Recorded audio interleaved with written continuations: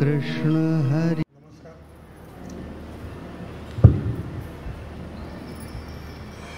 श्रीमद सच्चिदानंद सद्गुरु स्वामी स्वरूपानंद महाराज की जय.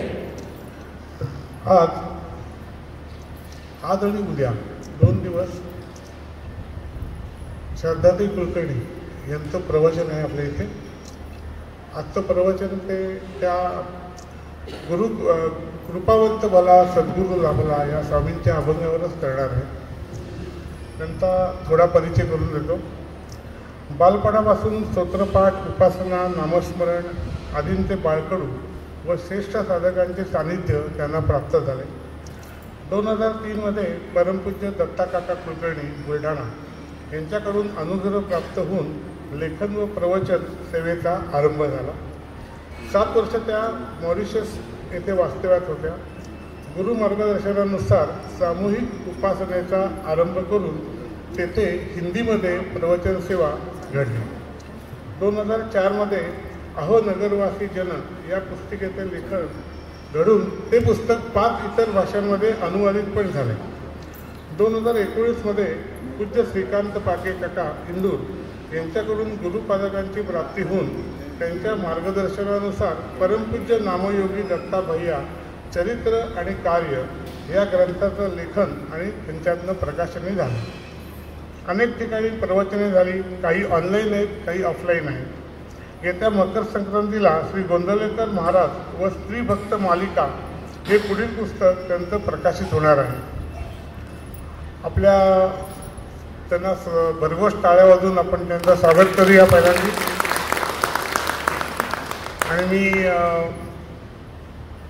मिसेस गोडबोले यांना विनंती करतो की त्यांचं आपल्या सगळ्यांच्या वतीने स्वागत करावं.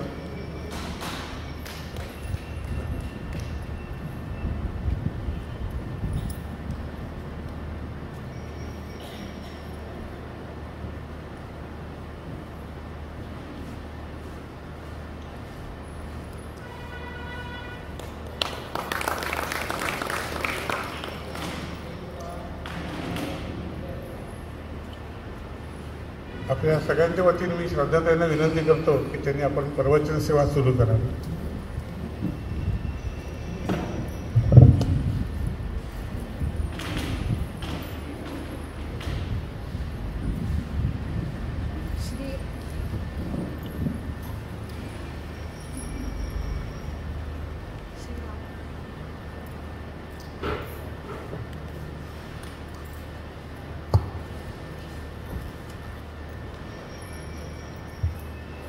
श्रीराम. श्री अनंत कोटी ब्रह्मांड नायक राजाधिराज सच्चिदानंद सद्गुरु श्री ब्रह्म चैतन्य महाराज की जय. परम पूज्य नामयोगी श्री दत्ता भैया महाराज की जय. नाम तल्लीन श्री पागे काका महाराज की जय. परम पूज्य गणेशनाथ महाराज की जय.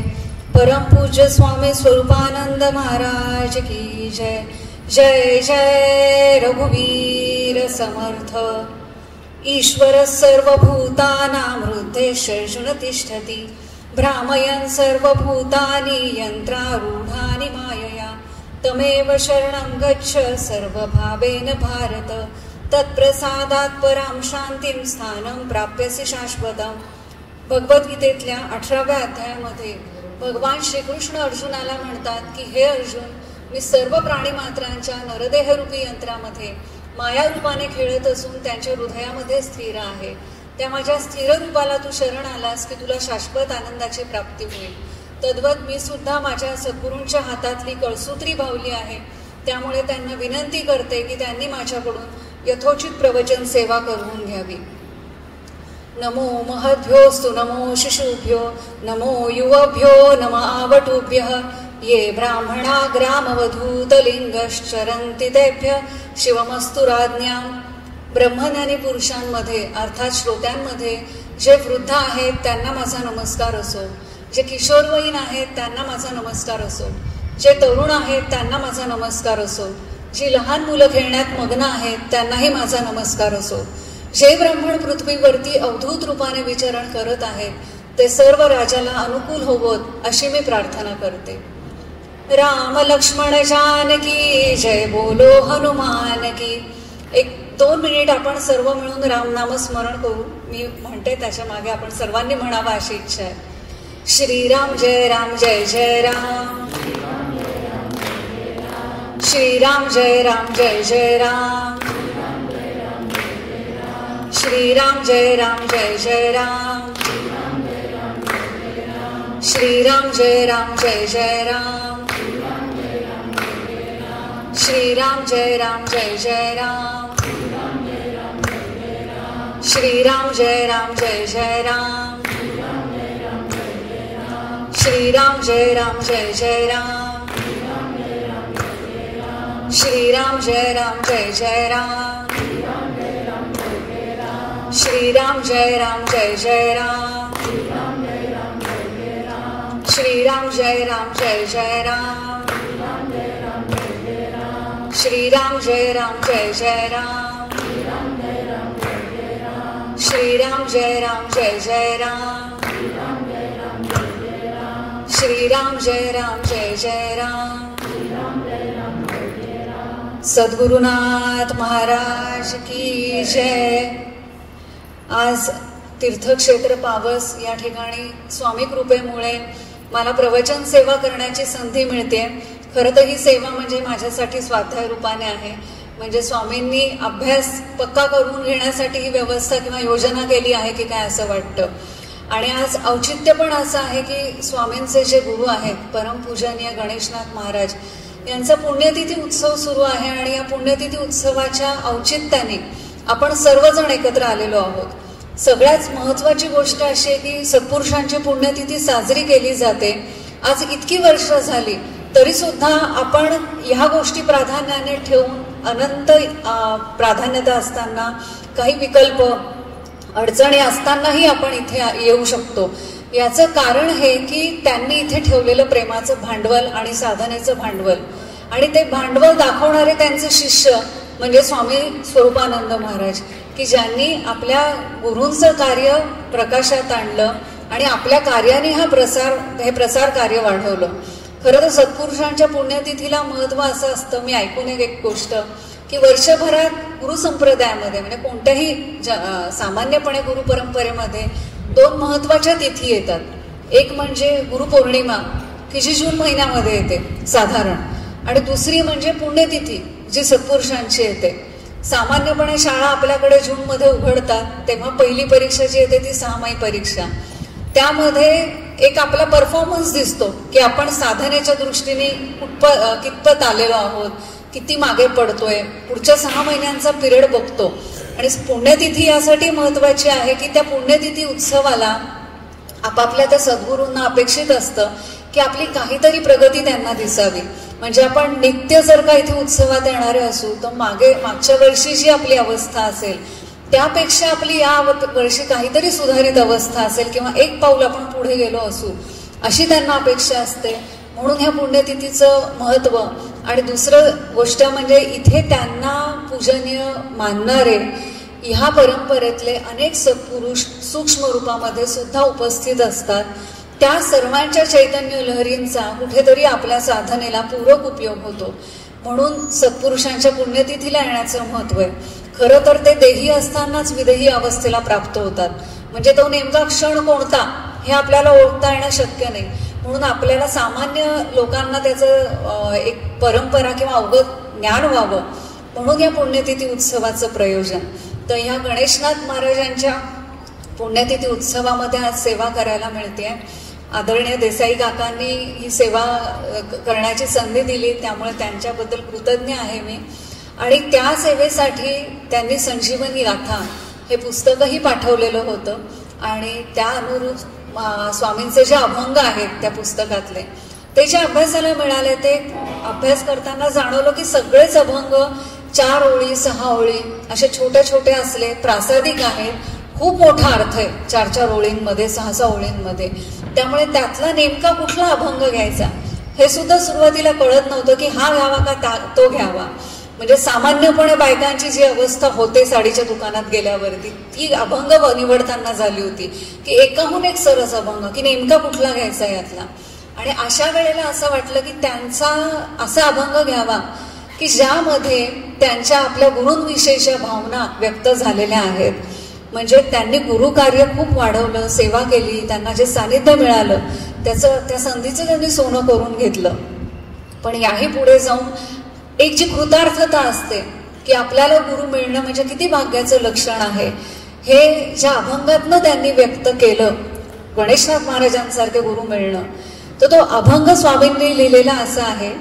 कृपावंत भला सद्गुरु लाभला, अंगीकार केला तेणे माझा, अंतरीची खूण दाखवोनी मज, सोहम मंत्रभुज सांगितले, ठाईशी लागली अखंड समाधी, संपली उपाधी अविद्येची, स्वामी म्हणे देव सर्वत्र संचला, संसार तो झाला मोक्षमय. काही अवस्था असेल की एक एक शब्द गुरूंविषयीची काय अवस्था, गुरूंची भेट झाल्यानंतर शिष्यामध्ये किती आमूलाग्र परिवर्तन होऊ शकतं आणि असे गुरु लाभणं हे किती महत्भाग्याचं लक्षण आहे की कृपावंत भला सद्गुरू लाभला. खरं तर आपण बघतो की प्रत्येक गुरूंना अनेक शिष्य असतात, प्रत्येक प्रकारचे शिष्य असतात, पण प्रत्येकच शिष्य असा परमपदी पोहोचत नाही. फार कमी लोकांवरती ती कृपा होते. म्हणजे जसं सूर्य एकच असला तरी त्याचं प्रतिबिंब वेगवेगळ्या ठिकाणी वेगवेगळं पडतं. लाकडावरती त्याचं प्रतिबिंब वेगळं पडतं, पाण्यात वेगळं पडतं, काचेत वेगळं पडतं. हा गुणधर्म त्या वस्तूचा आहे की जी ग्रहण करणारी असते. सूर्य कधी भेदभाव करत नाही की एखाद्या ठिकाणी स्पष्ट प्रतिबिंब द्यायचे, दुसरीकडे कमी द्यायचे, पण त्याचा मूळ जो गुणधर्म असतो ग्रहण शक्तीचा, त्यामधनं तो भेद आपल्याला जाणवतो. त्याच पद्धतीने हा गुरूंप्रती असलेला भाव, जे समर्पण वृत्ती लागते, शरणागती लागते की जी एखाद्याच्या ठिकाणी असते पूर्ण रूपाने. आणि मग ती एक गोष्ट थोडक्यात सांगते की ही फरक कसा असतो गुरुभावनेच्या प्रती असलेला. की एकदा एका गुरूंनी सगळ्या शिष्यांना एक एक फळ दिलं आणि त्यांना सांगितलं की मी तुम्हाला एक एक फळ देतोय, हे चाखून मला सांगा कसं आहे. पुढच्या 10 मिनिटात फळ संपवून सगळ्यांनी परत इथे यायचे. प्रत्येक जण अशी जागा शोधायला लागला की जिथे कोणी आपल्याला बघणार नाही. कोणी झाडा आड गेलं, कोणी कुठल्या घराच्या आड लपलं, कोणी आणखीन कुठेतरी आडोसा शोधायला लागलं. आणि 10 मिनिटांनी सगळे शिष्य परतले, पण एका शिष्याच्या हातामध्ये ते फळ तसंच होतं. तेव्हा गुरूंनी त्याला विचारलं की अरे या सगळ्यांनी फळं खाल्ली, तुला अशी कुठलीच जागा सापडली नाही का की जिथे तुला कोणी बघणार नाही. तेव्हा त्यांनी सांगितलं की गुरुदेव, आपण बघत नाहीत अशी कुठलीच जागा इथे नाहीये, आपलं सदैव आपलं माझ्याकडे लक्ष आहे असं मला जाणवतं. आणि ही ती भावना आहे म्हणजे जी पुढे नेते, की जे स्वामींच्या चरित्रामधनं आपल्याला ठळकपणे अनुभवाला येतं की ही का कृपा होते. सद्गुरु लीलामृतामध्ये स्पष्ट वर्णन केलेलं आहे की नरदेही सन्मार्ग गहन, त्या माझी दक्षता गहन, त्या माझी अध्यात्म गहन, त्याही वरी गुरुकृपा. गुरुकृपा होणं हे अतिशय म्हणजे असामान्य गोष्ट आहे. मुळात मनुष्य जन्म मिळणं कठीण. मनुष्य जन्म मिळाला तरी सुद्धा तो जन्म मिळाल्यावर सन्मार्गावरती राहण्याची बुद्धी होणं हे कठीण. सन्मार्गी असलो तरी सुद्धा आध्यात्मिक रुची असणं हे त्याहून कठीण. आणि अध्यात्मात आलो तरी सुद्धा गुरुकृपेला पात्र होऊ हे त्याही पेक्षा कठीण.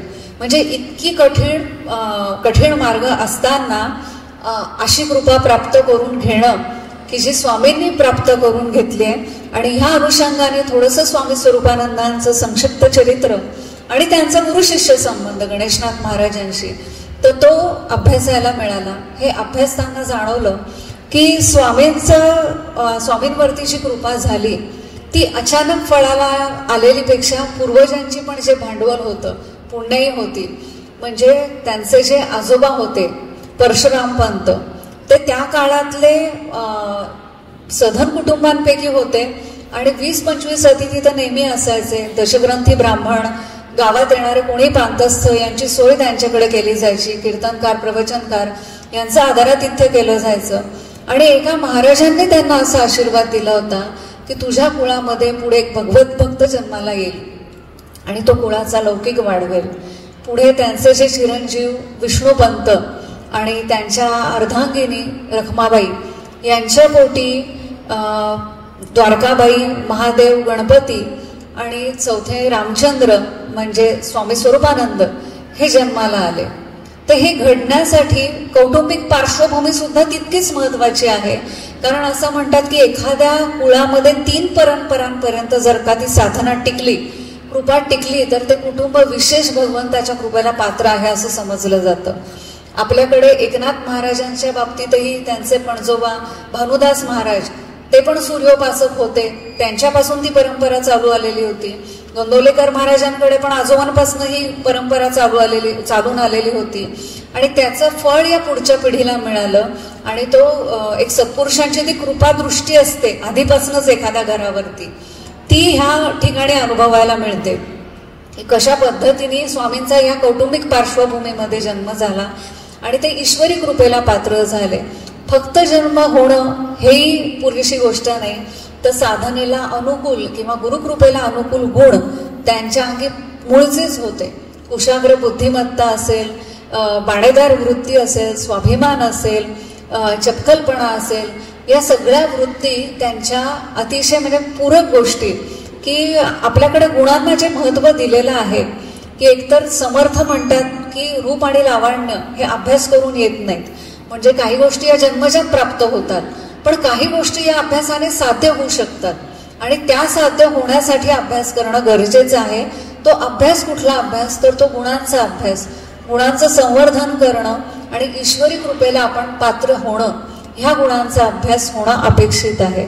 म्हणजे भगवद्गीता अर्जुनाला सांगण्यापूर्वी सुद्धा कृष्णाला बरेच लोक भेटलेले होते, बरेच ज्येष्ठ होते, श्रेष्ठ होते, कित्येकांना हे ज्ञान मिळू शकलं असतं. पण भगवद्गीतेतलं ज्ञान सांगताना एके ठिकाणी भगवंत स्पष्टपणे अर्जुनाला म्हणतात की अर्जुन, तू दैवी गुणांनी संपन्न आहेस, युक्त आहे, म्हणून मी हे तुला सांगत आहे. म्हणजे श्रवणाचा सुद्धा अधिकार लागतो. आणि परमार्थामध्ये हे सूत्र असतं की receiver is greater than donor. म्हणजे देणारा मोठाच असतो, पण घेणारा सुद्धा तितका मोठा असणं आवश्यक आहे. आणि तर ती शक्ती अनुकूल कार्यप्रसार होतो त्या शक्तीचा. तर हे पूरक गुण स्वामींच्या अंगामध्ये होते. त्यांचं कुशाग्र बुद्धिमत्ता असेल आणि लहानपणापासून विष्णू सहस्त्रनाम पाठ हे घरामध्ये चालून आलेले संस्कार होते. नवरात्रीमध्ये जेव्हा इतर लोक घागऱ्या फुंकायचे तेव्हा हे सुद्धा घागर फुंकायचे स्वामीजी. 8व्या वर्षी जेव्हा त्यांचा व्रतबंध संस्कार झाला, त्यानंतर त्याला अनुकूल स्नानसंध्या, धार्मिक आचरण, ह्या गोष्टींचं सुद्धा त्यांनी पालन केलं. म्हणजे परमार्थाला धर्म आणि नीतीचा पाया असणं फार आवश्यक आहे. बऱ्याचदा असं होतं की सुधारित विचार म्हणून किंवा आपल्याविषयीची काही प्रतिमा म्हणून हळूहळू काही सांस्कृतिक मूल्य सोडून देणं किंवा त्यापासून दुरावणं या गोष्टी बघायला मिळतात. पण जर का ह्या गोष्टी पक्का पाया असेल धर्म आणि नीतीचा, तर ती आध्यात्मिक कृपा व्हायला वेळ लागत नाही. घरी त्यांना अनुकूल वातावरण होतं आणि त्यातही विशेष करून त्यांचे जे मामा होते केशवराव गोखले, की जे आधीचेच बाबा महाराज वैद्य यांचे अंतरंगातल्या शिष्यांपैकी होते, त्यांच्यावरती स्वामींची कृपा झालेली होती, महाराजांची कृपा झालेली होती. आणि हा कुठेतरी बालमनावर त्यांच्या पगडा पडलेला होता की मामांकडे येणारे जे लोक होते, गुरुपरिवारातले लोक, ते आल्यावरती होणारी आध्यात्मिक चर्चा, ज्ञानेश्वरती होणारी त्यांच्या चर्चा, एकमेकांचे अनुभव कथन हे ऐकणं आणि ह्याचा कुठे ना कुठे प्रभाव जिज्ञासा वाढीसाठी किंवा तळमळ वाढायला त्यांना उपयोग झाला. या मामांच्याच मुळे गोडबोले कुटुंबांमध्ये गणेशनाथ महाराज वैद्यांचा प्रवेश झाला, आध्यात्मिक प्रवेश झाला. स्वामीजीच नाहीत तर त्यांचे भावंड सुद्धा गणेशनाथ महाराजांकडनं अनुग्रहित झालेले होते. स्वामीजी जेव्हा शिक्षणासाठी मुंबईला म्हणून गेलेले होते, तेव्हा ते आपल्या मामांकडे राहायला होते. आणि एका वेळेला त्यांना असं वाटलं की ज्ञानेश्वरीबद्दल तळमळ वाटत होती आणि आपल्यावरही गुरुकृपा व्हावी असं त्यांना वाटत होतं. एक जिज्ञासा होती मनामध्ये की गुरु भेटल्यावर असं काय घडतं. मामांचं जिवंत उदाहरण डोळ्यासमोर होतं की बोलताना त्यांना तोच एक आंतरिक आनंद, गुरूंविषयी काय बोलून काय नाही, येणाऱ्या लोकांबरोबर त्याच चर्चा, मग अशी कुठली गोष्ट असे, असा कोणता आनंद असतो, असं काय घडलं निवृत्ती नाथांची, काय असं दिलं की ज्ञानेश्वर महाराजांना आनंद मिळाला. ती गोष्ट हवी किंवा आपल्याला मिळायला हवी, हे मनामध्ये कुठेतरी सुप्त इच्छा असतानाच मामांनी सुद्धा तो विचार प्रकटपणे व्यक्त केला की पुण्याला जाऊन गणेशनाथ महाराजांकडनं तुला अनुग्रह द्यावा अशी इच्छा आहे. आणि स्वामींनाही ते ऐकून आनंद झाला. इथे विशेष उल्लेखनीय गोष्ट वाटते की व्यवहारामध्ये असे मामा बघायला मिळणं सुद्धा कठीण आहे की जी भाच्याची अशी पारख करतील की आध्यात्मिक याला अनुकूल आहेत.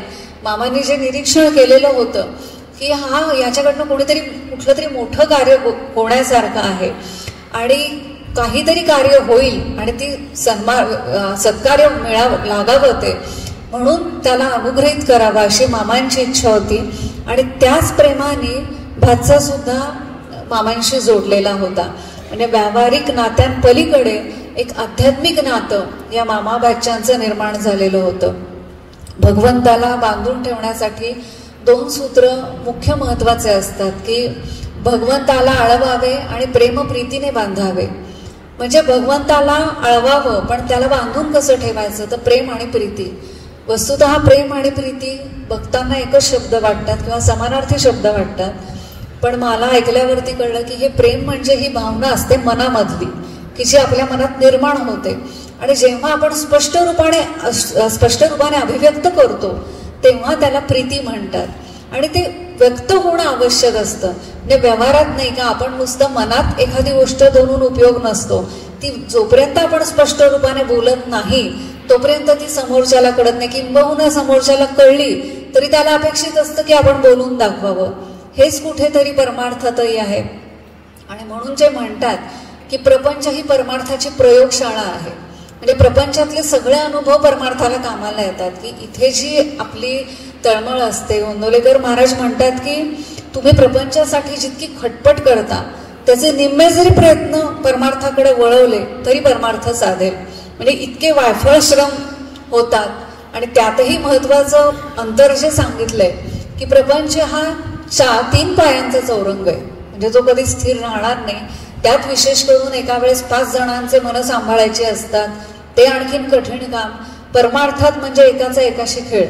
त्यामुळे आपण बरं, आपलं आराध्य दैवत बरं किंवा आपले सद्गुरू बरे, हा इतका सोपा मार्ग असताना सुद्धा बऱ्याचदा आपण तो क्लिष्ट वाटून घेऊन किंवा कोणीतरी त्यासाठी निराळे जन्माला येतात अशी समजूत करून घेऊन आपण बाजूला होतो. बऱ्याचदा असं वाटतं की एखाद्या व्यक्तीवरती गुरूंची कृपा विशेष झाली, एखाद्यावरती कमी झाली. एका गुरूंकडे एक शिष्य गेला आणि त्यांनी दुसऱ्या शिष्यांचं नाव घेऊन त्यांना सांगितलं की अमुक अमुक व्यक्तीवर तुम्ही जशी कृपा केली तशी कृपा माझ्यावरती करा. तेव्हा ते गुरु म्हटले की माझी तुम्हाला सगळ्यांवर सारखीच कृपा आहे, आता तुम्ही तुमच्यावर कृपा करून घ्या, तेव्हा ती कृपा दिसेल. म्हणजे परमार्थात सगळ्यात मोठी आडकाठी कुठली असेल तर आपणच आपली वैचारिक दृष्टी आणि आपला मीपणा कुठेतरी आडवा येतो. काय सांगायचंय त्यांना हे आपल्यापर्यंत पोचतच नाही. म्हणजे गोंदवलेकर महाराज म्हणायचे की माझी वाणी ही अशारीर वाणी आहे, ती तुम्हाला ऐकायला येईल इतक्या अंतरावर तरी राहा. म्हणजे अंतर म्हणजे ते मनाच्या दृष्टीने आहे की जे जीव आणि परमात्मा त्या अंतरावरती राहणं अपेक्षित आहे. पण आपण अनेक व्यवहारांमध्ये अडकून मनाचा भ्रम करून घेतो की ठराविक जण येतात किंवा त्यांच्यावरती कृपा होते. कुठेतरी प्रयत्न करणं आवश्यक असतं. म्हणून असं म्हणतात की भगवंत इतका दयाळू आहे की आपण जर का 2 पावलं पुढे आलो तर तो स्वतःहून 4 पावलं पुढे येतो. म्हणजे जर का एखाद्या व्यक्तीला भेटायचं जायचंय दुसऱ्या गावाला आणि आपण निघालो, निम्म्या वाटेत ती व्यक्ती भेटली तर आपल्या मध्येच काम होऊन जातं. तसा भगवंत दयाळू, तो फक्त वाट बघतो की घरातनं आपलं पाऊल बाहेर कुठे पडते त्या दिशेने, त्याचीच फक्त वाट बघत असतो. आणि हे या संत चरित्रांमधनं आपल्याला प्रकर्षाने अनुभवायला येतं. स्वामींची जी भेट झाली त्या भेटीला कारणीभूत त्यांचे मामा त्यांचे कारणीभूत ठरले. जेव्हा प्रत्यक्ष ते पुण्याला गेले स्वामींना, स्वरूपानंद स्वामींना घेऊन, तेव्हा त्यांनी पहिल्या भेटीमध्ये गणेशनाथ महाराजांना त्यांची ओळख करून सांगितली. अतिशय छान प्रसंग आहे की भाच्याचे गुण मामा सांगतात गुरूंना की हा चाणाक्ष आहे, कुशाग्र आहे, जिज्ञासू वृत्तीचा आहे आणि हा म्हणजे मन लावून करणारा आहे, तर आपण ह्याला पदरात घ्यावं अशी इच्छा आहे. आणि गुरूंनी सुद्धा घेतो म्हणून सांगितलं. इथे बघण्यासारखी एक गोष्ट आहे की स्वामी गणेशनाथ महाराज फारसे कोणाला गुरुमंत्र देत नव्हते. म्हणजे परीक्षा घेतल्याशिवाय ते गुरुमंत्र देत नव्हते. पण स्वामींचं मात्र त्यांनी लगेचच घेतो म्हटले. याचं कारण असं की सत्पुरुषांकडे जेव्हा आपण जातो तेव्हा एक तर व्यवहारामध्ये आपण जे एकमेकांची पारख करतो ती कुठेतरी लौकिकदृष्ट्या करतो. एखाद्या व्यक्तीचं शिक्षण किती आहे, आर्थिक परिस्थिती किती आहे, प्रापंचिक स्थिती कशी आहे, मुलं बाळं कशी आहेत, नोकरी धंदा किती आहे, त्यावरनं आपण त्या व्यक्तीची परीक्षा करतो. आणि सत्पुरुषांकडे जेव्हा कोणी भेटायला जातं तेव्हा ते त्या व्यक्तीचं एज ऑफ सोल बघतात. म्हणजे त्या व्यक्तीचा त्यातला जो जीवात्मा आहे तो जीवात्मा आणि परमात्मा यामध्ये किती अंतर राहिलेलं आहे ते बघून त्याच्यावरती कृपा करतात आणि त्या पद्धतीने मार्गदर्शन करतात. गणेशनाथ महाराजांनी पहिल्याच दृष्टिक्षेपात ओळखलं होतं स्वामींची योग्यता. दोन्हीही गुरु शिष्य एकमेकांचं निरीक्षण करत होते. स्वामीजी सुद्धा त्यांचं निरीक्षण करत होते. त्यांनी पाहिलेलं होतं की गणेशनाथ महाराज सोहळ्यामध्ये ज्ञानेश्वरी वाचत आहेत. त्यांची ती प्रतिमा त्यांनी डोळ्यापुढे साठवलेली होती. मामांचा आणि गुरूंचा काय संवाद होतोय हे जाणीवपूर्वक त्यांनी ऐकलेलं होतं. आणि ह्यासाठीचा म्हणजे श्रवणाचा जो पाया असतो, आपल्याकडे नवविधा भक्तीचं महत्व सांगितलेलं आहे, पण त्यात पहिली मुख्य भक्ती येते ती श्रवण भक्ती. की चांगलं जर का ऐकायला शिकलो आपण तर पुढे पाय पक्का होईल. चांगलं ऐकायला शिकणं म्हणजे चांगल्या गोष्टी नाही तर जे कोणी काही सांगितलं जातंय ते पूर्ण मनाने एकाग्र मनाने ग्रहण करणं हे अपेक्षित असतं. आणि स्वामी यापूर्वी म्हणजे या भेटीपूर्वी आपल्याला बघायला मिळतं की जेव्हा एका कीर्तनासाठी ते आपल्या मित्रांबरोबर गेलेले होते तेव्हा त्यांचे मित्र कीर्तनामध्ये बसले पण स्वामी मात्र बाहेर बसलेले होते. आणि सगळ्यांना असं वाटलं की त्यांना आप्पा या टोपण नावाने सगळे ओळखायचे की आप्पा तर इथे नव्हते त्यामुळे याला कीर्तनातलं कसं माहिती असणार. पण स्वामींनी 2 पानं भरून कीर्तनात काय काय सांगितलं हे त्यांना सांगितलं. म्हणजे आपली जी अवस्था होते समर्थांनी सांगितली तशी की येथे बैसलाची दिसे बरी असं त्याची नसे. म्हणजे बसलेले दिसतात पण मनाने नसतात. इथे कुठे कुठे भटकंती चाललेली असते. पण जो सच्शिष्य असतो त्याला गुरुमुखातनं येणारं एक एक अक्षर इतकं महत्वाचं असतं की ते पंचप्राण एकवटून सामावून घेण्याची शक्ती असते. त्या गुरुभेटीपूर्वीच स्वामींची तयारी इतकी बघायला मिळते की कीर्तन बाहेर बसून ऐकलं तरी कीर्तनकारांनी काय काय सांगितलं होतं हे त्यांनी त्या मित्रांपेक्षाही चांगल्या पद्धतीने एक एक तपशीलवार सांगितलं. हे श्रवणाचं महत्व आधीच त्यांची आध्यात्मिक बैठक तयार होती, एकाग्रता होती, श्रवणासाठी काम तयार झालेले होते. आणि ह्या श्रवण भक्तीचं महत्व असं आहे की बऱ्याचदा आपल्याला श्रवणामध्ये प्रकार बघायला मिळतात की एक मूर्तिकार असतो तो मूर्त्या विकणारा असतो. ढोबळमानाने त्याच्याकडे सगळ्या सारख्या दिसणाऱ्या मूर्त्या असतात. आणि एक जेव्हा व्यक्ती ते खरेदी करायला येते तेव्हा तो दुकानदार त्यांना सांगतो की ही 500ची मूर्ती आहे, ही 1000ची, ही 2000ची मूर्ती. तेव्हा त्यांना आश्चर्य वाटतं की सगळ्या मूर्त्या दिसायला सारख्या आहेत पण हा वेगवेगळ्या किमती का सांगतोय. म्हणून त्यांनी उत्सुकतेने विचारलं की काहीच फरक नाहीये तिन्ही मूर्तींमध्ये तरी सुद्धा तुम्ही किंमत वेगवेगळी सांगतात आणि वाढवून सांगताय. तेव्हा त्यांनी सांगितलं प्रात्यक्षिकाचं की 1 मिनिट मी तुम्हाला दाखवतो मग तुम्हाला या मूर्तीचं मूल्य कळेल. 500 रुपयांची जी मूर्ती होती त्याचं वैशिष्ट्य असं होतं की त्याच्या एका कानातनं तार घातली की दुसऱ्या कानातनं बाहेर यायची, की जे श्रवणासाठीचा आपला एक पहिला प्रकार की इकडनं ऐकलं की तिकडनं सोडून द्यायचं. 1000 रुपयांची जी मूर्ती होती ती ऐकायची म्हणजे कानात तार घातली की जिभेतनं बाहेर यायची, म्हणजे ऐकलं की बोलून दाखवायचं. हा दुसरा प्रकार होता श्रवणाचा. आणि तिसरी मूर्ती जी होती की कानात घातलेली तार ती हृदयापर्यंत जात होती म्हणून तिचं मूल्य जास्ती होतं. आणि हे सत्पुरुषांना श्रवण आपल्याकडनं अपेक्षित असतं. जे स्वामींना अपेक्षित आहे ते त्यांनी पूर्ण आपल्या चरित्रातनं उलगडून दाखवलं की सत्शिष्य होण्यापूर्वी शिष्यत्वाची धारणा काय हवी किंवा सामान्यपणे काय गुण आपल्या अंगी असायला हवे, गुरूंकडे भेटीला जाण्यापूर्वी आपली मानसिकता काय हवी, शरणागती किती उच्च दर्जाची हवी, हे सगळं त्यांनी आपल्या जीवनचरित्रातनं दाखवलं. आणि प्रत्यक्ष जेव्हा तो भेटीचा क्षण अनुभवला तेव्हा त्यांनी ती मूर्ती गुरूंची डोळ्यात साठवली. आणि जेव्हा त्यांनी हे ऐकलं होतं की दुसऱ्या दिवशी गुरुमंत्र मिळणार आहे किंवा दीक्षा मिळणार आहे त्या रात्री ते मामांबरोबर आपल्या खोलीवर परतले. आणि स्वाभाविकपणे जसं आपल्याला वाटतं की एखादी व्यक्ती जेव्हा आवडते तेव्हा पहिलं असं स्वाभाविकपणे होतं की आपण त्या व्यक्तीच्या आवडीनिवडी जाणून घेण्याचा प्रयत्न करतो की या व्यक्तीला काय आवडतं काय आवडत नाही. मग तिची जर का प्रसन्नता वाढवून घ्यायची असेल किंवा आपल्याला अनुकूल व्हावी असं वाटत असेल तर आपण न येणाऱ्या गोष्टी पण शिकण्याचा प्रयत्न करतो की जेणेकरून ती व्यक्ती आपल्यावरती प्रसन्न होईल आणि आपल्याला चांगला वेळ मिळेल. त्याच अगदी उत्सुकतेने आणि जिज्ञासेपोटी स्वामींनी आपल्या मामांना त्या रात्रीत विचारलं की स्वामीजींना काय काय आवडतं, त्यांच्या काय आवडीनिवडी आहेत. तेव्हा त्यांना हे कळलं होतं की स्वामीजी ज्ञानेश्वरी सोडून अन्य ग्रंथ फार वाचत नाहीत. ज्ञानेश्वरी जी वाचतात ती सुद्धा हस्तलिखित प्रत वाचतात, कारण त्यावेळेला छपाईमध्ये कुठली वेगळी शाई मिसळली जायची तर सोहळ्याला बंधन नको म्हणून ते हस्तलिखित प्रत वाचायचे. दुसरं, त्यांना चिकित्सक व्यक्ती फार आवडायच्या नाहीत. भोळा भाव असलेल्या व्यक्ती किंवा श्रद्धायुक्त अंतःकरणाने आलेली व्यक्ती त्यांना जास्त आवडायची. त्यामुळे तार्किक चिकित्सक लोक आले की ते बऱ्याचदा बोलायचे नाही. आणि तिसरी गोष्ट की ते प्रत्येकालाच गुरुमंत्रही द्यायचे नाही. फार कमी लोकांना त्यांनी दीक्षा दिलेली आहे. ते ह्या गोष्टी कळलेल्या होत्या.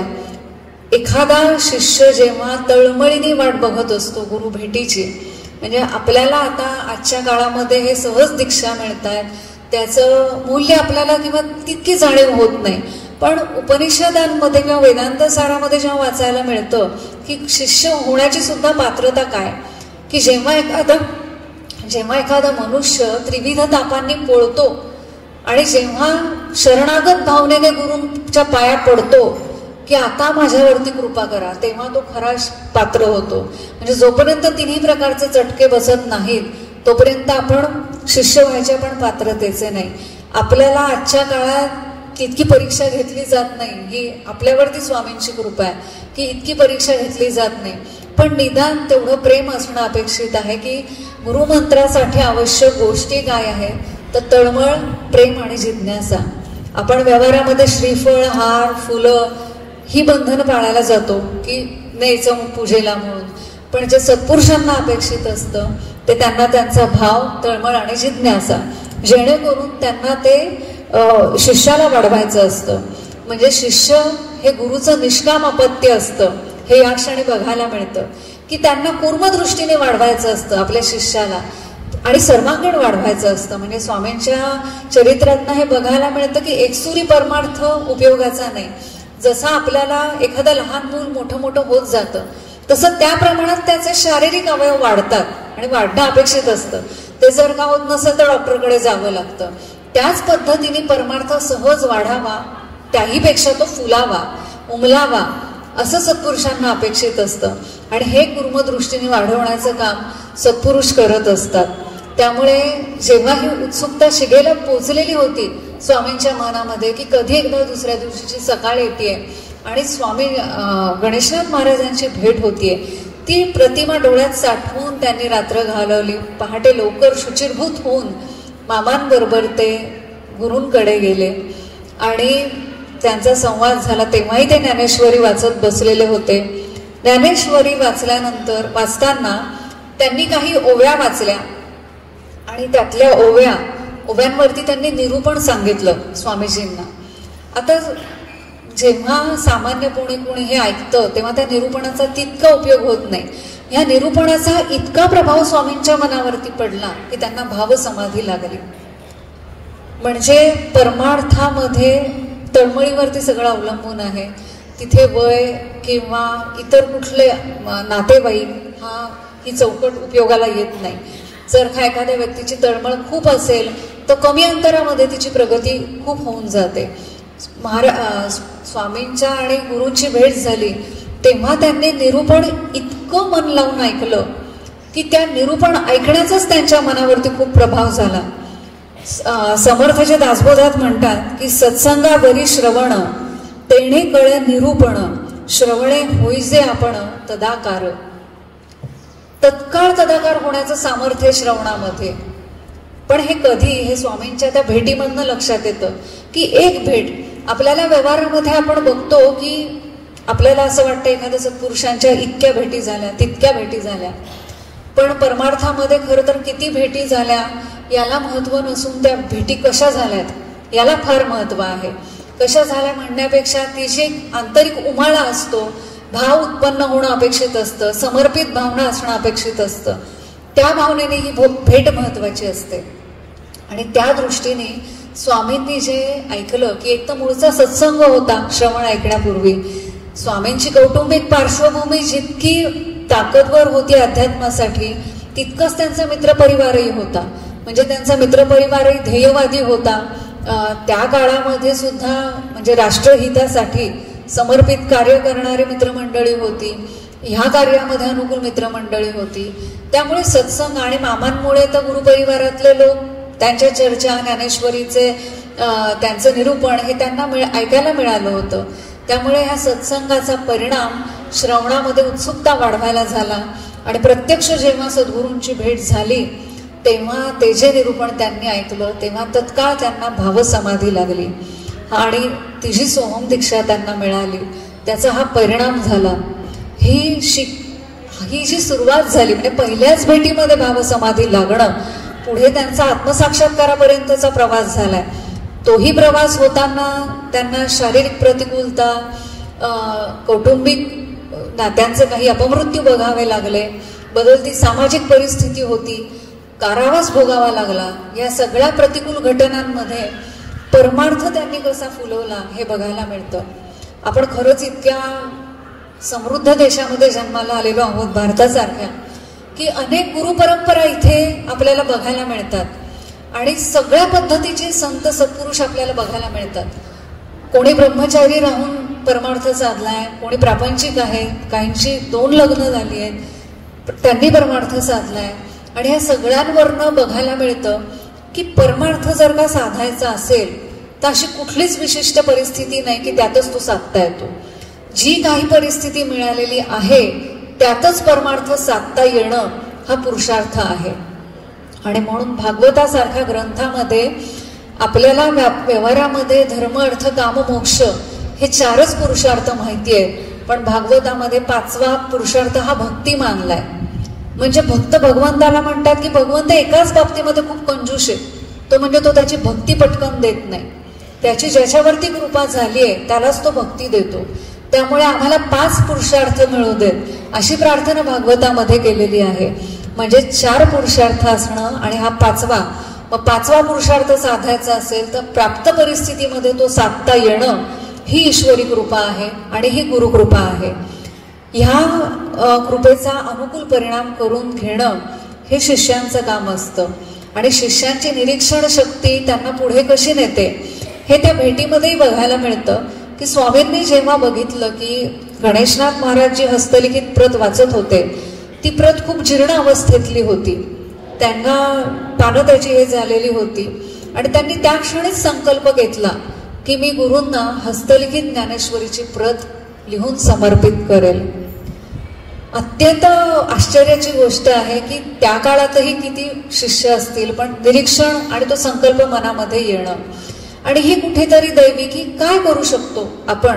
म्हणजे जेव्हा प्रेम अंतरातून उफाळून येतं तेव्हा ते दिशा दाखवत कशी नेतं किंवा काय करायला पाहिजे, कुठल्या क्षणी काय करायला पाहिजे हे जसं ते दिशा दाखवतं तसंच स्वामींच्या बाबतीमध्ये घडलं की निरीक्षण शक्ती इतकी प्रभावी होती की गुरूंना काय आवडतं आणि काय समर्पित करणं अपेक्षित आहे हे त्यांनी स्वतः ठरवलं. त्याही नुसतं ठरवलंच नाही तर त्यांनी अगदी स्वतःहून त्यासाठी घट्ट कागद जमवले, त्यासाठी वेगळी शाई तयार केली आणि त्यांनी रोज 100 ओव्या लिहायच्या हे ठरवलं होतं. त्यातही पुन्हा त्यांना खरं कोणी निर्बंध घालणारं प्रत्यक्ष रूपातलं नव्हतं. म्हणजे त्यांना गुरूंनी सांगितलं नव्हतं की तुम्हाला लिहून दे किंवा लिहिलं नाहीस तर काय, पण शिस्तप्रिय स्वभाव असेल तर कशी तो अनुकूल होतो परमार्थाला. स्वामींनी स्वतःवरतीच निर्बंध घालून घेतला होता की ज्या दिवशी ज्ञानेश्वरी लेखन होणार नाही, घडणार नाही, त्या दिवशी मी ज्ञानेश्वरीतला 11वा अध्याय वाचेन. आणि त्यांचं जे हे लेखन कार्य होतं त्या लेखन कार्याचा त्यांच्या कुटुंबावरती, मित्रपरिवारावरती इतका प्रभाव पडला की ते इतके नेमाने आणि प्रेमाने ते लेखन कार्य करत होते.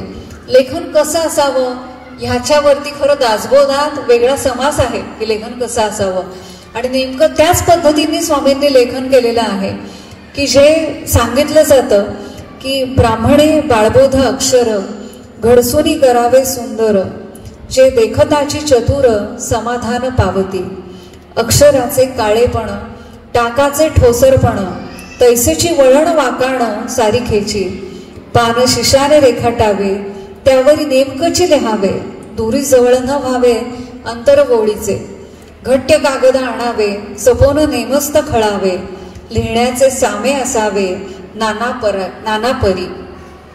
ह्या पद्धतीने स्वामींनी खरोखर लेखन केलं की जे गुरूंना समर्पित करायचं, एकसारखं अक्षर, त्यासाठी विशिष्ट पद्धतीने केलेली शाई, ठराविक पद्धतीने केलेलं लेखन, आणि ह्या सगळ्याचा परिणाम असा झाला की त्यांनी त्यांचा जो संकल्प होता याचा कुठेतरी परिणाम इतर लोकांवरती होतो. म्हणजे एक गुरु शिष्य संबंध त्या काळामध्ये लोकांना गणेशनाथ महाराजांच्या भेटीनंतर स्वामींमध्ये झालेले बदल, त्याचा प्रभाव त्यांच्या मित्रपरिवारावरती हाही बघायला मिळाला की त्यांच्याही मनामध्ये उत्सुकता निर्माण होणं की स्वामींना भेटणं. आणि त्या काळामध्ये इतर लोकांनाही त्यांच्या या लेखन कार्यामुळे प्रेरणा मिळाली. जेव्हा ती प्रत्यक्ष ज्ञानेश्वरी लिहून पूर्ण झाली तेव्हा त्यांनी ती गुरूंना समर्पित केली. ती समर्पित करतानाही फार विशेष वेगळं कार्य झालं असा भाव नव्हता. समर्पण भावना की गुरूंना जे आवडतं आणि गुरूंची प्रसन्नता हेच महत्वाचं होतं त्यांच्यासाठी, अन्य गोष्ट मिळवायचीच नव्हती. म्हणजे ही प्रसन्नता मिळवणं हे फार महत्वाचं आहे. म्हणजे प्रत्येक धडपड ही प्रत्येकाची का असते किंवा सत्पुरुषांकडे आपण का जायचं असतं, तर बऱ्याचदा असं म्हणतात की आपलं काम केव्हा होतं, जेव्हा एखादे सत्पुरुष तुम्ही माझे झालात किंवा तुम्ही माझे आहात असं म्हणतात त्या क्षणी आपलं काम होतं. व्यवहारामध्ये असं बघतो की आपण बरेच जण माझे म्हणून संबंध जोपासतो आणि व्यावहारिक प्रेम जे असतं ते अटीतटींवरचं असतं. म्हणजे जर एखाद्या व्यक्तीने 4 गोष्टी चांगल्या केल्या तर ती व्यक्ती चांगली असते, जर त्या गोष्टीने प्रतिकूल गोष्टी केल्या तर ती व्यक्ती आपल्यासाठी दूषित होऊन जाते. गुरूंच्या बाबतीमध्ये किंवा परमार्थामध्ये ते नातं नाही, म्हणून हे नातं महत्वाचे. गुरु जसंच्या तसं शिष्याला स्वीकारतात. ते कधीच असं सांगत नाही की तुझे हे अवगुण कमी कर किंवा हे दुर्गुण काढून टाक तर तू कृपेला पात्र होशील. म्हणजे उत्तम पुरुषांचं जे लक्षण आहे की ते कधीच उणे पण जाणवू देत नाही. प्रपंचामध्ये कदाचित आपल्याला लोक आपल्या उणीवा दाखवतील की अमुक गोष्ट व्हायला पाहिजे, तमुक व्हायला पाहिजे, पण सत्पुरुषांच्या बाबतीमध्ये जे घडतं की सामान्यपणे ते एकच काम करतात की जर का एखाद्या रेघेला न तोडता आणि न पुसता कमी करायचं असेल तर त्याला एकच पर्याय असतो की त्याच्या पुढे एक मोठी रेघ आखणं, आणि ते काम सत्पुरुष करतात. ते उणीव काढून टाकत नाही पण त्याच्या पुढे एक मोठी रेघ अशी तयार करतात साधनेची किंवा आपले गुण वाढावे तशी की ते उणे पण कमी कमी होत जाईल, किंबहुना आपल्याला सद्गुण वाढवण्याची प्रेरणा होईल किंवा बुद्धी होईल. आणि हे त्यांचं काम स्वामीजींचं जेव्हा मामांना म्हटले होते स्वामी गणेशनाथ महाराज की पदरात घेतो तेव्हाच काम झालेलं होतं.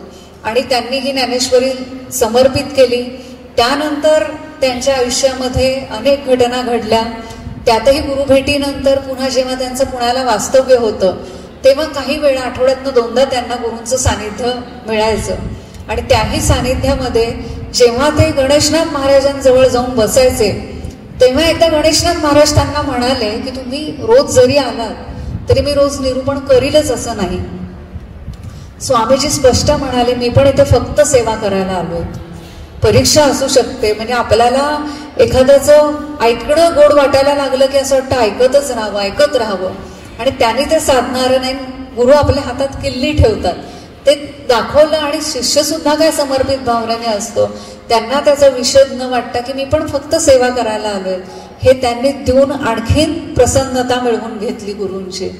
म्हणजे जसं एक महाराजांकडे एक शिष्य आलेला होता, तो गोंदवलेकर महाराजांकडे, आणि रोज जेव्हा निरूपण चालायचं तेव्हा तो मागे येऊन बसायचा.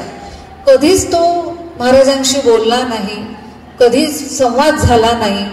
अनेक लोक कुजबुज करायचे की अमुक माणूस नुसता येऊन बसतो, तो कधीच बोलत नाही, उत्सवात येत नाही, मग हा येतो का, म्हणजे एरवी तो दिसतच नाही, फक्त निरूपणाला येतो.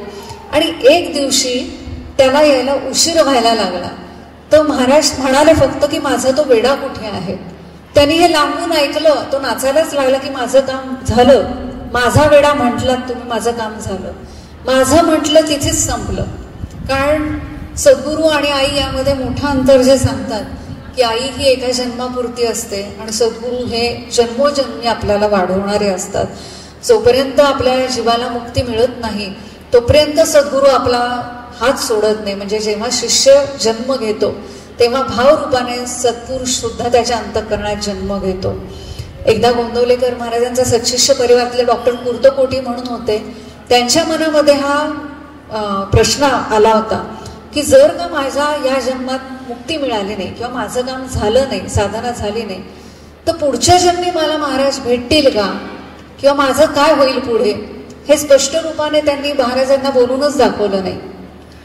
पण त्या दिवशी जेव्हा महाराज निरूपणाला बसले तेव्हा महाराजांनी त्यांना म्हणजे बोलता बोलता असं सांगितलं त्यांच्याकडे बघून की जेव्हा शिष्य जन्माला येणार असतो तेव्हा सद्गुरू त्याच्या अंतःकरणामध्ये भावरूपाने जन्माला येतात. एकतर ते त्याला अशी पार्श्वभूमी मिळवून देतात की जिथे त्याची साधना पुढे मार्गी लागेल, किंवा अशी काहीतरी परमेश्वरी योजना होते की त्या संप्रदायातले कोणतरी येऊन त्या व्यक्तीची भेट होईल आणि त्याचा प्रवास पुढे सुरू होईल. पण ते हात सोडत नाहीत आणि त्यांच्या मनाचं समाधान झालं.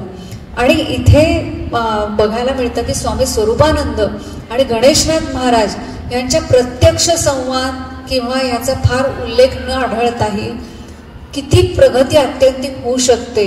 गुरूंविषयीचा आत्मिक भाव आणि त्यांच्याप्रती असलेली निष्ठा ही किती पुढे घेऊन जाते हे स्वामी स्वरूपानंदांच्या चरित्रातनं बघायला मिळतं. अगदी मोजक्या भेटी म्हणजे कित्येकदा असं वाटतं की आपल्याला आपल्या सद्गुरूंची रोज जरी गाठ पडली तरी सुद्धा आपल्याला कदाचित त्याचं महत्व कळणार नाही. त्यांचं महत्व काय आहे, ते काय देऊ शकतात हेही आपल्याला ओळखता येणार नाही. आणि पण ते जे देतील म्हणजे त्यांनी द्यावं आणि आपण घ्यावं इतक्या कोऱ्या पाठीने जाता येणं आणि जायला मिळालं तर काय होऊ शकतं हे स्वामी स्वरूपानंदांच्या चरित्रावरनं आपल्याला बघायला मिळतं. स्वामींच्या जीवनामध्ये आणखीन एक ठळक गोष्ट म्हणजे सोहम साधनेचं तर अनुसंधान त्यांचं चालूच होतं. कारण त्यांना गुरूंनी सांगितलं होतं की ही जी भावसमाधी तुला थोडा वेळ लागली त्याचा जर निरंतर अभ्यास केला, अनुसंधान टिकवणं म्हणजे गणेशनाथ महाराजांचं जे सूत्र होतं जितकी भक्ती तितकी प्राप्ती, हे सोपं सूत्र होतं. म्हणजे प्रपोर्शनेट आहे की जितकी जसजशी आपण भक्ती वाढवू त्या त्या प्रमाणात आपल्याला गोष्टी मिळणार आहेत. इथे प्रमाणातल्या गोष्टी म्हणजे व्यवहारात किंवा भौतिक वस्तू नाही तर आत्मिक समाधान आणि आत्मोन्नतीच्या दृष्टीने त्या त्या प्रमाणात लाभ होणार आहे. आणि त्याही पलीकडे जाऊन त्यांनी स्वामींना एकच गोष्ट प्रामुख्याने सांगितली, अभ्यास अभ्यास आणि अभ्यास. अभ्यास करायचा. अभ्यास करणं म्हणजे आपल्याला सद्ग्रंथ वाचनाचं वाटतं की पठण करणं, स्तोत्र पठण, वाचन, निरूपण. पण हा जो अभ्यास असतो की जो परमार्थ वाढीसाठी अनुकूल असतो की जेणेकरून त्या गुणांचं संवर्धन होईन, आपल्या गुरूंप्रती असलेला भाव ज्या दृष्टीने आपला वाढेल तो अभ्यास होणं गरजेचं असतं, तो अभ्यास होणं आवश्यक असतं. आणि ते स्वामींनी साधलेलं आहे. म्हणजे अगदी त्यांना जेव्हा कारावास घडलेला होता त्या कारावासामध्ये सुद्धा त्यांनी नवरत्न हाराची रचना केली. म्हणजे एखाद्या व्यक्तीला प्रारब्ध योगानुसार कदाचित काही भोग भोगावे लागतील, पण जसं संत जितके सहज म्हणतात की ज्याचं त्याला द्यावं आणि मोकळं व्हावं. ज्याचं त्याला देणं म्हणजे काय की देह प्रपंचाला देणं आणि मन भगवंताला देणं. आणि हे स्वामींच्या चरित्रातनं बघायला मिळतं की देहाने कारावासात होते, त्यांना कारावास घडलेला होता, पण मनाने अनुसंधान इतकं होतं गुरूंशी, इतकं तादात्म्य घडलेलं होतं, साधना पूर्णत्वाला आलेली होती की नवरत्नहाराची निर्मिती झाली. नवरत्नहार म्हणजे ही प्रासादिक रचना, ह्या गोष्टी ठरवून घडत नाही, त्या घडल्या जातात की जसं फूल उमलत जातं, ती सहजता जी असते त्या सहजतेने स्वामींकडनं हे घडलेलं होतं. आणि तो नवरत्न हार सुद्धा त्यांनी आपल्या गुरूंना अर्पण केला.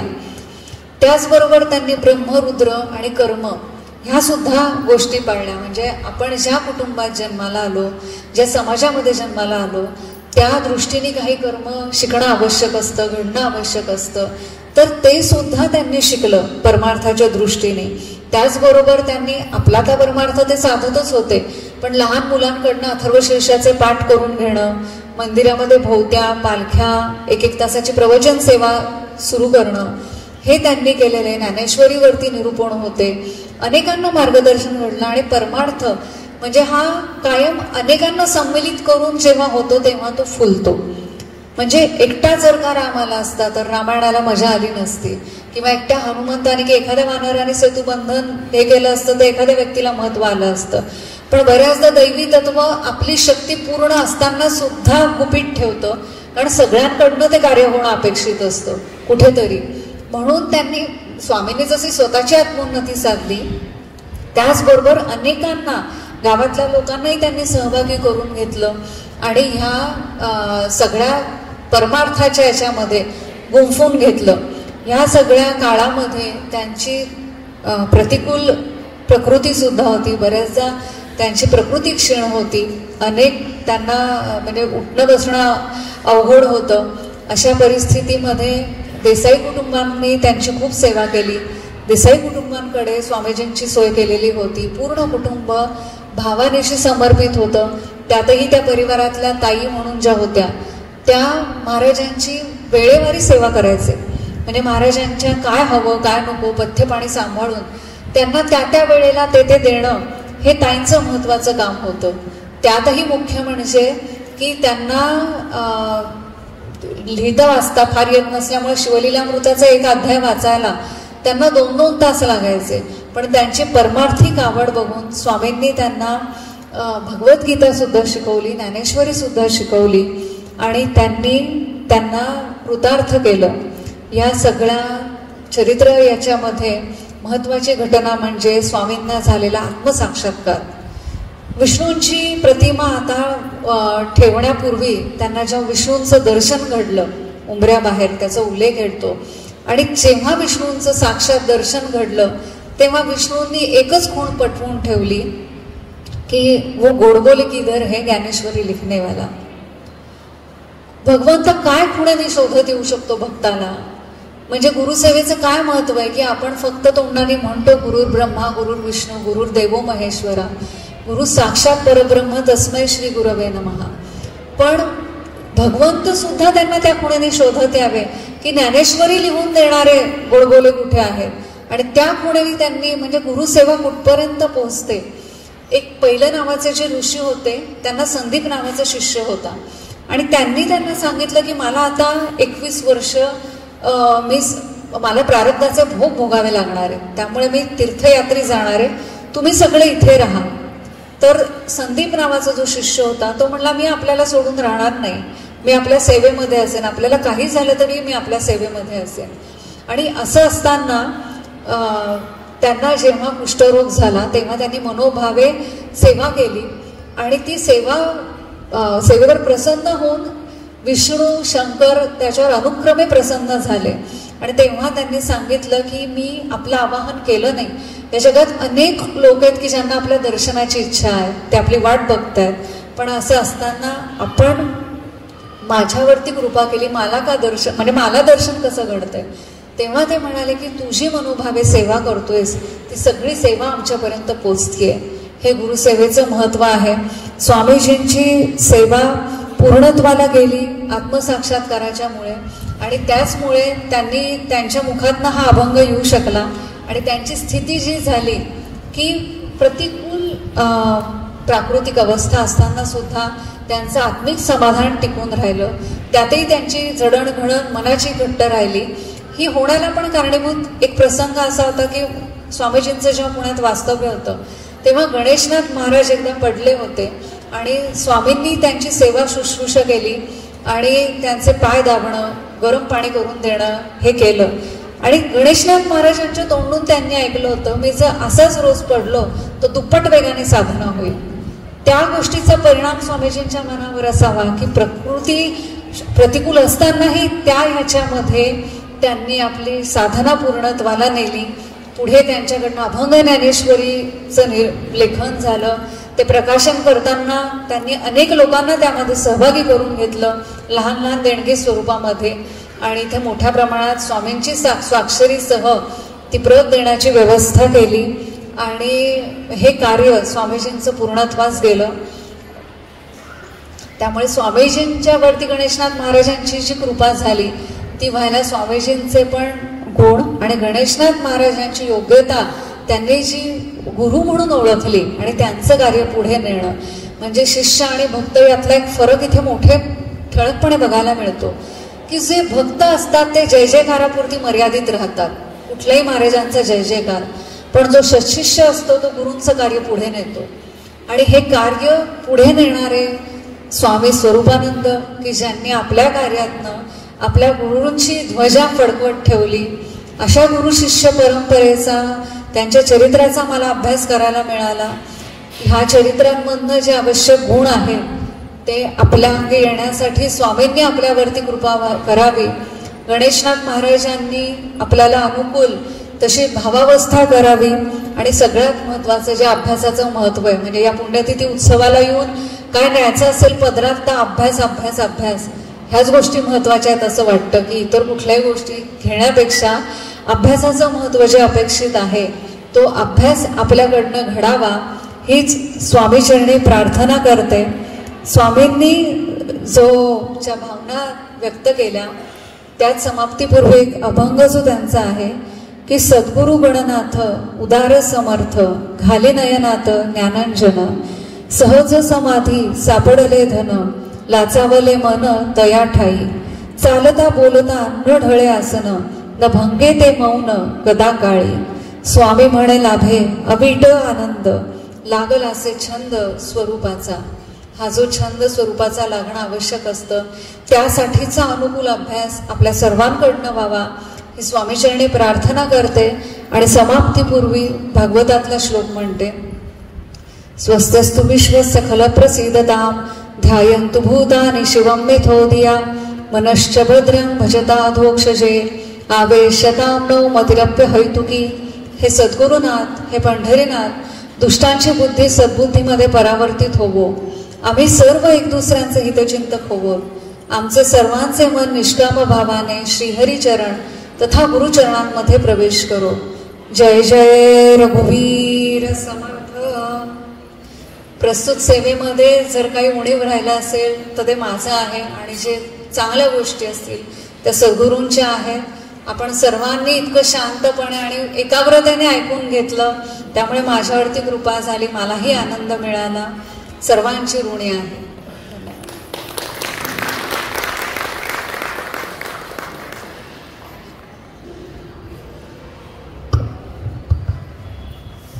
धन्यवाद ताई. स्वामींचा जीवनपट त्यांनी थोडक्यात आपल्यासमोर उलगडून दाखवला. काय होतं खूप वेळा आपल्याला माहिती असलेलं ज्ञान जेव्हा रिफ्रेश होतं ना तेव्हा तो जास्त आपल्याला अपील होतं. तसं आपल्या सगळ्यांचं झालं आता. स्वामी स्वरूपानंद सेवा मंडळातर्फे मी ताई आपला आभारी आहे आणि तुम्हाला परत विनंती आहे तुम्ही उद्या परत 5 ते 6 प्रवचन सेवा करणार आहात.